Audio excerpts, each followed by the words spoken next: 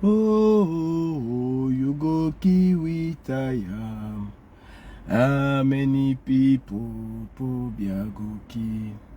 How many people pobiago kilo? How many people pobiagoki? Oh, you go kiwi taya. Oh, you go kiwi taya. Oh, you go kiwi taya. How many people Paul Biya goki? Paul Biya, assassin, Macron, complice. Paul Biya, assassin, Macron, complice. Ok. Bonjour, bonjour, bonjour la famille. Comme je l'ai dit en titre, dans la vie, il est parfois important de se remettre en question, de s'interroger. Il est parfois important de faire certaines pauses pour pouvoir évaluer les situations. Et je pense que nous devons, nous dans la résistance, nous interroger.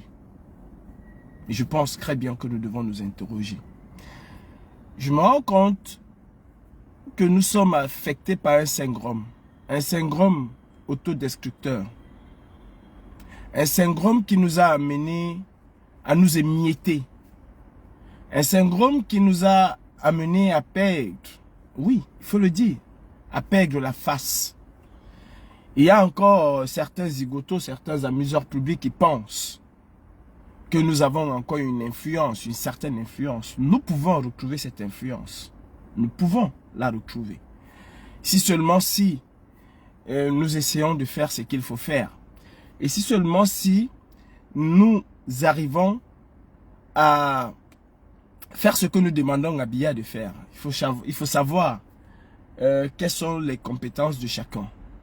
Il faut savoir que dans une résistance, personne n'est indispensable et personne ne doit être laissé de côté. Chacun, je dis bien chacun, que ce soit celui qui partage les lives, que ce soit celui qui nous regarde même sans y participer. Chacun a son rôle. Et c'est l'ensemble qui faisait de nous ce que nous étions. Ce n'est pas le nom de la basse. Ce n'est pas Brigade Anti-Sardinat qui faisait de nous ce que nous étions. C'est la somme de tout cela qui faisait de nous ce que nous étions. J'ai mal, mais je ne suis pas surpris.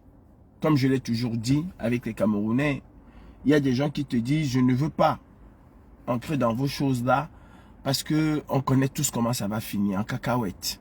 C'est comme ça le Camerounais. Ce n'est pas propre à la Brigade Anti-Sardinat, mais c'est propre aux Camerounais qui ne sait pas et qui n'a jamais l'intention, n'est-ce pas, de préserver les acquis et aller au-delà de ce qu'il peut faire ou de ce qu'il pouvait faire. Hier encore, quand le grand-père Sardinat essayait de bouger, c'est-à-dire de quitter le Cameroun, il voyait la couleur. On lui montrait comment est-ce que cela va se passer. Et Dieu m'est témoin, vous aussi, que nous avons toujours su faire quand il fallait le faire. Nous avons été à la pointe, je dis bien à la pointe de l'activisme radical. Et je précise mes mots, hein, je ne suis pas un chat. Nous avons été à la pointe de l'activisme radical contre la dictature de Biya et contre ces dictateurs-là. Hier, Biya était obligé de venir en Europe comme moi, c'est-à-dire de Boza pour entrer en Europe. Hier, il était obligé de Boza. Hier, nous avions une certaine force. Une force qui faisait trembler même les Occidentaux. Pour ne pas dire faisait trembler Biya. Nous étions capables de soulever les montagnes. Oui, Il n'est pas à négliger ni même à simplifier ce que nous avons fait. Il n'est pas à minorer. Nous étions des combattants. Des combattants dans l'âme. Des combattants farouches. Pour la plupart radicales, je le précise encore. Et il a fallu que la recherche de l'autorité, que la recherche des petits scampontins pour d'aucuns, la reconnaissance pour d'autres, le m'as-tu vu pour d'autres, conduisent à ce que nous vivons aujourd'hui. Qui l'aurait cru depuis 2018? Et cela ne dérange personne en réalité. Cela ne dérange personne. On se contente même pas d'assurer le service, de faire le pic. Et on en est fier. Qui l'aurait cru? Depuis 2018, disais-je, que Biya viendrait en Europe gaillardement. Comme ça. Généralement, les chefs d'État, quand ils arrivent, généralement pour la plupart, surtout Biya, un craintif, un peureux comme lui quand il arrivait, son passage était par le Bourget. Parce que c'était un peu plus sécurisé. Il se sentait dans un cocon et puis voilà, il fallait qu'il passe par le Bourget. Aujourd'hui, Biya passe par où? Charles de Gaulle. Peut-être avant, mais pas en 2018. En tout cas, pas depuis 2018. Depuis 2018, ce monsieur se cachait comme un rat. Ce monsieur avait tellement peur de la diaspora, surtout de la diaspora combattante, qu'il avait besoin d'un certain nombre de garanties pour pouvoir quitter le Cameroun. Nos guéguerres, nos querelles stériles, nos insultes, nos divisions intestines ont réduit notre combat à néant. Il faut le dire, il ne faut pas avoir honte. Mais je le dis encore et je le précise.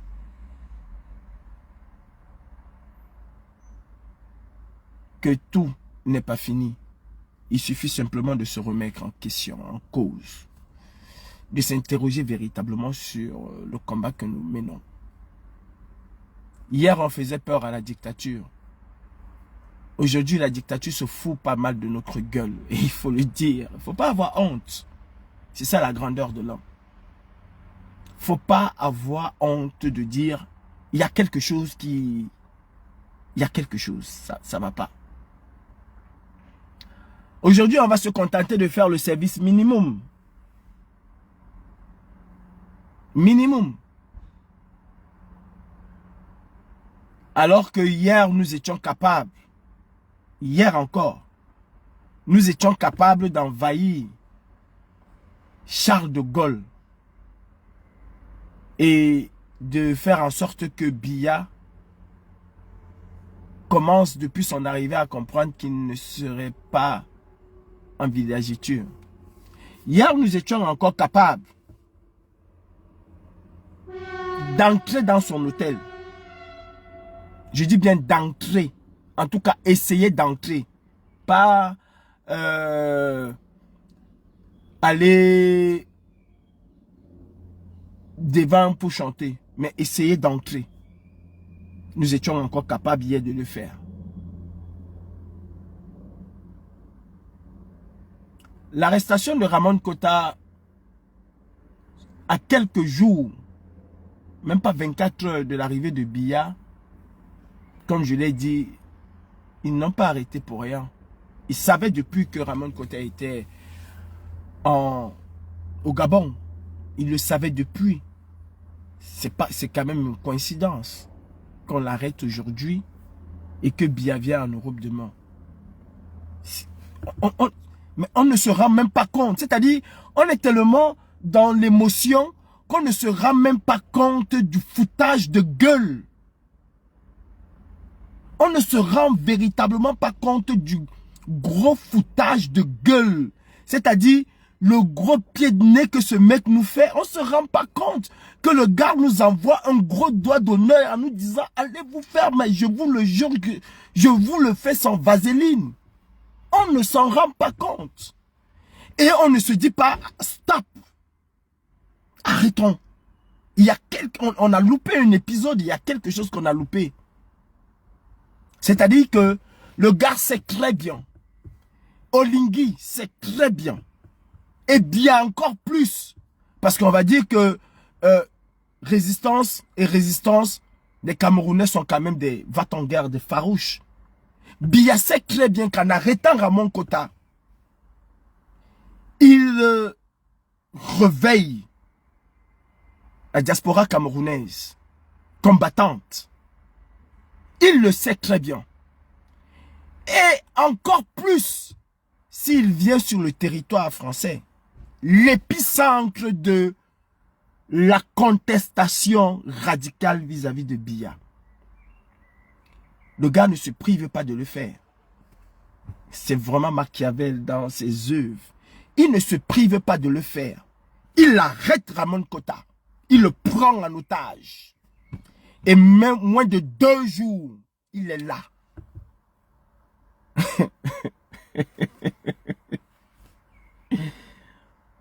Je pense qu'il faut que chacun puisse réfléchir. Ce n'est pas le moment d'aller devant son hôtel pour dire Paul Biya assassin, Macron complice. On a perdu quelque chose. À force, c'est-à-dire Biya a compris. Ceux qui cherchaient les infiltrés ont été des véritables infiltrés de Biya et ont complètement détruit. C'est-à-dire Biya aujourd'hui sait qu'il a en face de lui des chatons, qu'il a en face de lui des poules mouillées, qu'il a en face de lui des crétins, qu'il a en face de lui des personnes qui seront incapables de faire quelque chose de significatif contre lui, contre sa délégation et contre son pouvoir. Il le sait. Arrêter Ramon Kota et le lendemain prendre un vol, venir à Paris, c'est une grosse insulte. C'est exactement, essayons d'avoir la lecture, c'est exactement la même chose que Biya a fait avec les villes mortes en 92, en 91. Exactement la même chose. Il a envoyé les infiltrés qui cherchaient des infiltrés au sein de l'Alliance. Il a détruit complètement avec son histoire de tripatite. Et là encore, c'était un peu visible. Il a détruit complètement la résistance de 91 avec la tripatite et des billets de banque et tout, et tout, et tout. Il a fini par tuer les villes mortes. Sauf qu'à Paris, il ne va pas dire, me voici donc à Paris. Mais c'est comme, arrêtons les gars. Bien nous dit, me voici donc à Paris. Exactement comme il a fait en 92. Me voici donc à Douala. Là, il n'a pas fait de discours. Mais les gars, arrêtons d'être stupides et bêtes. Arrêtons de s'accrocher à quelque chose que nous avons détruit. Biya vient là et il nous dit, me voici donc à Paris. J'ai arrêté Ramon Kota. Vous avez dit que, me voici donc à Paris. Vous allez faire quoi? Arrêtons de croire que ce monsieur est complètement... Non, je ne pense pas qu'il est complètement. Il a encore un peu un petit cerveau. Un peu, hein, parfois il réfléchit. Parfois il réfléchit. Et ceux qui ont passé le temps, tout simplement parce que quelqu'un vous dit, je ne crois pas que le changement au Cameroun va se faire dans la paix et dans les urnes. On t'a chassé de la révolution. Quitte dans notre révolution. On t'a chassé de la révolution de Kanto. On t'a chassé de notre révolution. Vous n'êtes plus rien. On vous a chassé.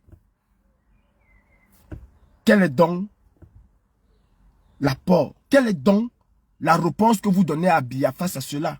Parce que Biya vous insulte. Vous nous avez chassé de la révolution. Vous nous avez chassé de la révolution. Si c'est pour aller devant son hôtel, il s'attend à cela. Si c'est pour aller devant son hôtel, crier. Il s'attend à cela. Biya a compris une chose. Ceux qui tenaient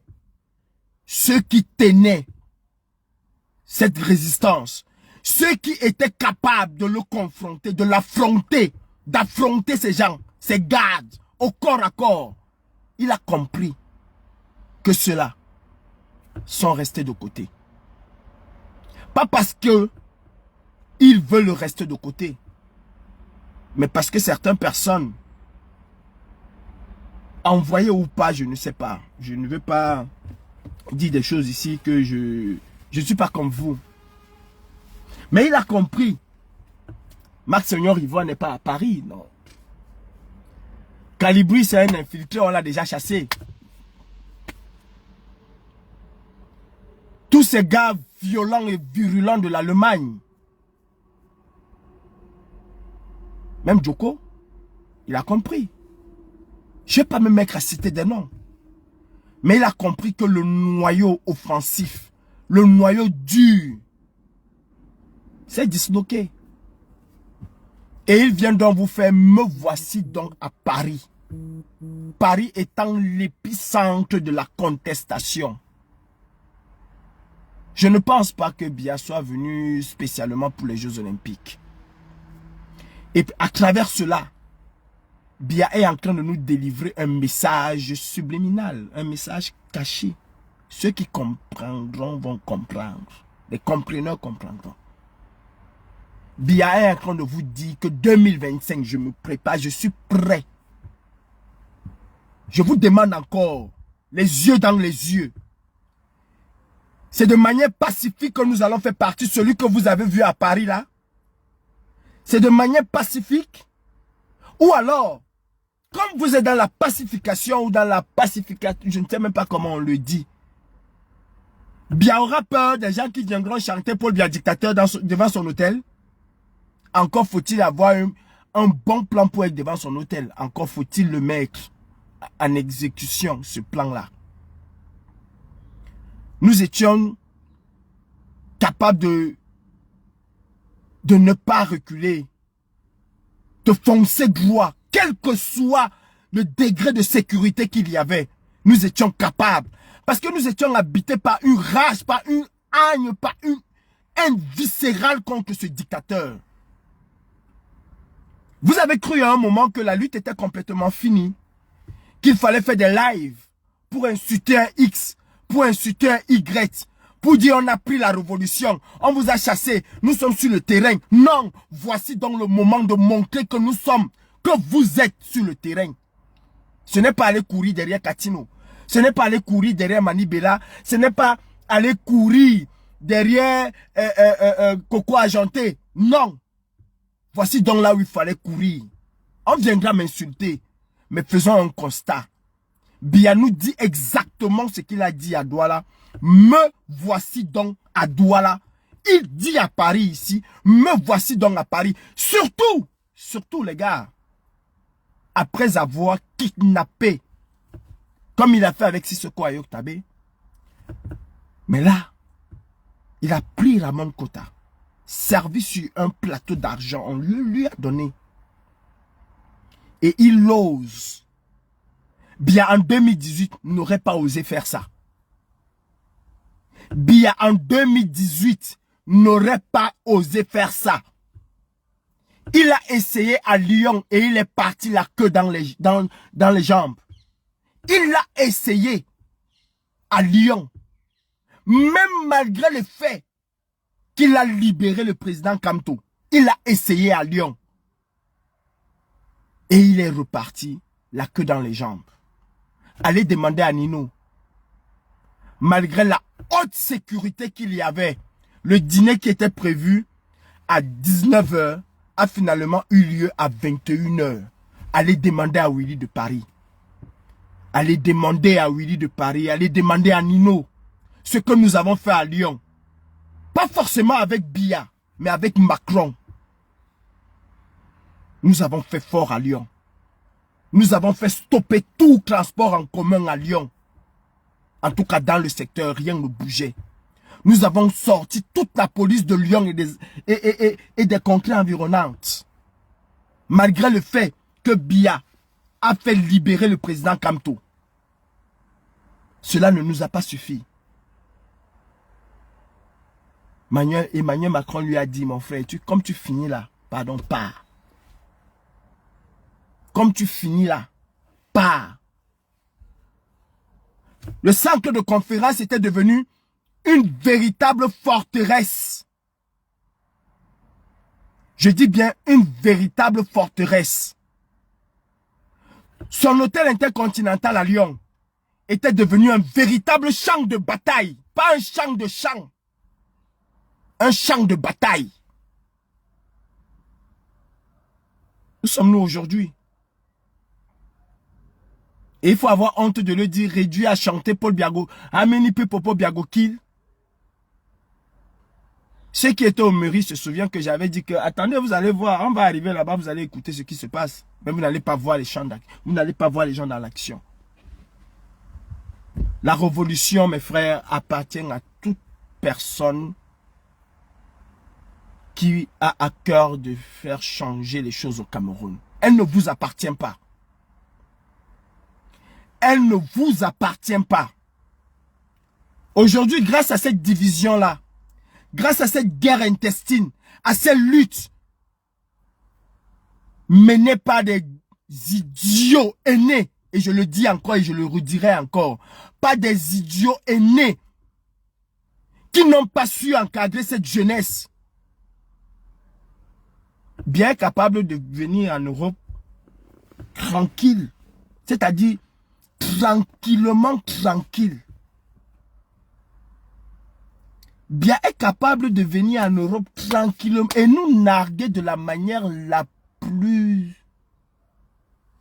J'arrive même pas à trouver les qualifications.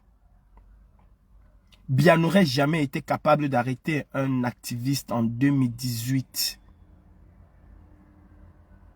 de faire extrader au Cameroun et venir en diaspora, nous affronter, nous narguer, sous prétexte qu'il y a eu haute sécurité. Nous avons déjoué des hautes sécurités. Nous avons déjoué des hautes sécurités. Nous avons déjoué des hautes sécurités. Les gars, remettons-nous en question. 2025, ils ne sont pas là pour jouer. Bien qu'on nous dise que ce n'est pas Biya qui gouverne, bien que tout montre que ce n'est pas Biya qui gouverne, mais c'est encore lui qui a les clés du Cameroun entre les mains. Même s'il a délégué, il se contente de voir des gens se détruire. Regardez l'histoire et tout.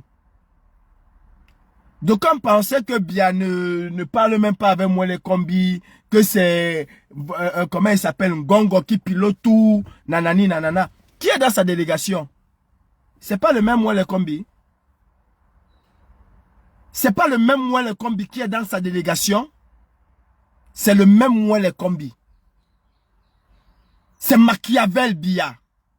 Il regarde, il aime voir les gens se détruire autour de lui. C'est Machiavel. Les frères, si nous n'avons pas compris que nous nous sommes autodétruits et qu'il est important de se réorganiser. Moi, je parle aux jeunes. Je m'adresse aux jeunes. Si nous n'avons pas compris que les aînés ont fait leur temps, c'est-à-dire, nous sommes tellement bêtes et idiots. Nous, tous autant que nous sommes tellement bêtes et idiots. Nous demandons à Biya, qui a fait 40 ans de partir, mais nous nous laissons conduire par ceux-là même qui ont fait 30 ans, 40 ans comme Biya. Non mais il y a un problème. Il y a un problème. Vous avez été dans la résistance, vous les aînés. Vous avez été dans la résistance. Vous avez fait ce que vous avez pu faire.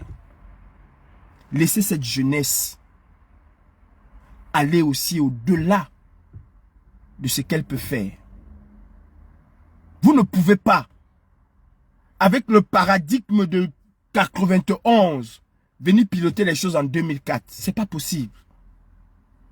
C'est pas possible. Ce ne sont pas les mêmes angles d'attaque. Ce que vous étiez capable de faire en 92, en 2000, vous n'êtes plus capable de le faire aujourd'hui. Regardez l'honorable Jean-Michel Nithieu. C'est normal, il y a le poids de l'âge.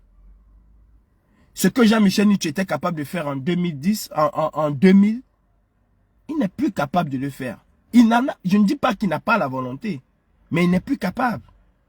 D'être sur le terrain, de se faire harceler, il n'est plus capable de le faire. Maintenant, ce qu'il a à faire, c'est d'encadrer ceux qui viennent. C'est de leur montrer des pièges à éviter. Et ce que vous, les aînés, vous n'avez pas su faire. Regardez où ça nous conduit. Regardez. Regardez où ça nous conduit. Bien n'est pas maudit. Nous-mêmes, nous sommes maudits. Nous-mêmes, nous sommes maudits. Parmi vous, les aînés, il y a quelques rares. Massé Tchangé, je ne m'attends pas avec lui, c'est pas mon ami. Mais il fait partie de ces aînés-là qui ont dit, effaçons-nous un peu pour laisser ces jeunes-là. Effaçons-nous un peu pour laisser ces jeunes. Qu'est-ce qui va arriver demain? Il go bad Wawa tomorrow pour aller chanter. Mais bien s'attend à cela. Bien c'est qu'au pire, nous irions devant son hôtel chanter, la police va nous chasser et on va se contenter de ça. Ah les gars, on a fait fort, la police nous a... Il sait exactement comment nous allons réfléchir. Il sait exactement comment nous allons réfléchir. Le point où il était le plus vulnérable, c'était Charles de Gaulle. C'était Charles de Gaulle et c'était sûr qu'il venait par Charles de Gaulle. Rien n'a été fait à Charles de Gaulle. Rien, strictement rien n'a été fait à Charles de Gaulle. Nous sommes une force. Ce que nous allons nous contenter de faire aujourd'hui, c'est de dire, Olingi, il faut libérer Ramon Kota. Paul Biya, il faut libérer Ramon Kota. Mais on rêve ou quoi? Ils ne vont pas libérer. Nous voulons libérer Ramon Kota. Faisons tomber ce régime. Et commençons déjà par changer de discours. Ramon Kota, qu'on soutient aujourd'hui, pour lequel on demande justice, libération aujourd'hui, n'avait jamais dit que c'est par la paix et par les urnes. Au contraire, il faisait partie de ceux qui pensaient que ce régime doit être bouté hors du Cameroun. Par le derrière. Et avec un bon coup de pied au CUL. Il le pensait fortement.